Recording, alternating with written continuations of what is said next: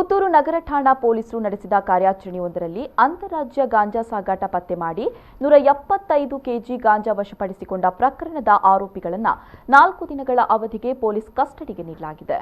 ಕೆದಿಲ ಗ್ರಾಮದ ಪಾಟ್ರಕೋಡಿ ಎಂಬಲ್ಲಿಗೆ ಅಕ್ರಮವಾಗಿ ಅಪಾರ ಪ್ರಮಾಣದ ಗಾಂಜಾ ಸಾಗಾಟ ಮಾಡ್ತಾ ಇರುವ ಕುರಿತು ಖಚಿತ ಮಾಹಿತಿ ಮೇರೆಗೆ ಪೊಲೀಸರು ದಾಳಿ ನಡೆಸಿದ ವೇಳೆ ಪ್ರಕರಣ ಬೆಳಕಿಗೆ ಬಂದಿತ್ತು. ಜೋಳದ ಲೋಡು ಸಾಗಿಸ್ತಾ ಇದ್ದ ಪಿಕಪ್ ಮತ್ತು ಅದಕ್ಕೆ ಬೆಂಗಾವಲಾಗಿ ಬರ್ತಾ ಇದ್ದ ಕಾರಲ್ಲಿ ಗಾಂಜಾ ಸಾಗಾಟ ಮಾಡ್ತಾ ಇದ್ದುದನ್ನು ಪತ್ತೆ ಮಾಡಿದ್ದ ಪೊಲೀಸರು 175 ಕೆಜಿ ಗಾಂಜಾ ಸಮೇತವಾಗಿ ಪಿಕಪ್ ಹಾಗೂ ಕಾರನ್ನು ವಶಪಡಿಸಿಕೊಂಡಿದ್ರು. ಆರೋಪಿಗಳಾದ ಕಾಸರಗೋಡಿನ ಅರ್ಷದ್, ಮಂಜೇಶ್ವರ ಹೊಸಂಗಡಿ ಮಿಜರ್ಪಳ್ಳದ ಮಹಮ್ಮದ್ ಶಫೀಕ್, ವಿಟ್ಲ ಕನ್ಯಾನ ಗ್ರಾಮದ ಮಡಕುಂಜ ನಿವಾಸಿ ಖಲಂದರ್ ಶಾಫಿ ಎಂಬುವರನ್ನ ಪೊಲೀಸರು ಬಂಧಿಸಿದ್ರು. ಬಂಧಿತ ಆರೋಪಿಗಳನ್ನ ನ್ಯಾಯಾಲಯಕ್ಕೆ ಹಾಜರುಪಡಿಸಬೇಕಾಗಿತ್ತಾದರೂ ಕೋವಿಡ್ ಹಿನ್ನೆಲೆಯಲ್ಲಿ ಆರೋಪಿಗಳನ್ನ ಕೋವಿಡ್ ಆಂಟಿಜೆನ್ ಪರೀಕ್ಷೆಗೊಳಪಡಿಸಿ ಬಳಿಕ ಠಾಣೆಯಿಂದಲೇ ನ್ಯಾಯಾಧೀಶರೊಂದಿಗೆ ವಿಡಿಯೋ ಕಾನ್ಫರೆನ್ಸ್ ಮೂಲಕ ಆರೋಪಿಗಳನ್ನ ಹಾಜರುಪಡಿಸಲಾಯಿತು.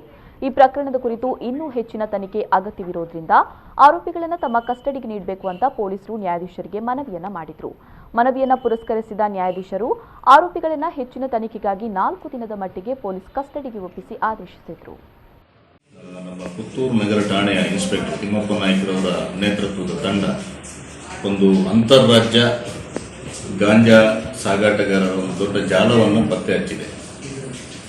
ಸೊ ಇದು ಇಬ್ಬರು ಕೇರಳದ ಇಬ್ರಾಹಿಂ ಯಾನೆ ಅರ್ಷಾದ್ ಅಂತೇಳಿ ಮಂಜೇಶ್ವರ ಕೇರಳದವರು, ಇವನ ಜೊತೆಗೊಬ್ಬ ಮೊಹಮ್ಮದ್ ಶಫೀಕ್ ಅಂತೇಳಿ, ಮತ್ತೊಬ್ಬ ವಿಟ್ಲ ಕನ್ಯಾನದ ಖಲಂದರ್ ಶಾಫಿ ಅಂತೇಳಿ 3 ಜನರಿಗೆ ದಸ್ತಗಿರಿ ಮಾಡಿದ್ದಾರೆ.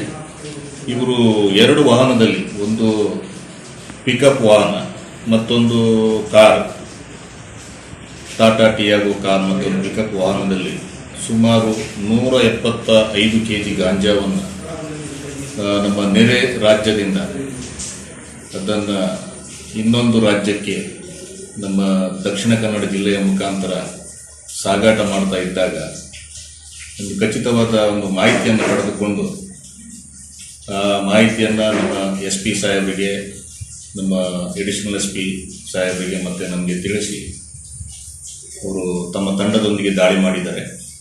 ಸೊ ದಾಳಿ ಮಾಡಿ ಸುಮಾರು ಒಂದು 24.5 ಲಕ್ಷದ ಸೊತ್ತುಗಳನ್ನು ಜಪ್ತಿಪಡಿಸಿಕೊಂಡಿದ್ದಾರೆ. ಈ ಬಗ್ಗೆ ಪುತ್ತೂರು ನಗರ ಠಾಣೆಯಲ್ಲಿ ಪ್ರಕರಣ ದಾಖಲಾಗಿದೆ. ಆರೋಪಿಗಳನ್ನು ದಸ್ತಗಿರಿ ಮಾಡಲಾಗಿದೆ. ಇದರ ಜಾಲ ಅಂತಾರಾಜ್ಯ ಮಟ್ಟದಲ್ಲಿರೋದ್ರಿಂದ ಒಂದು ತೀವ್ರತರದ ಒಂದು ತನಿಖೆಯನ್ನು ನಮ್ಮ SP ಸಾಹೇಬರ ಮಾರ್ಗದರ್ಶನದಲ್ಲಿ ಕೈಗೊಂಡಿದ್ದೇವೆ.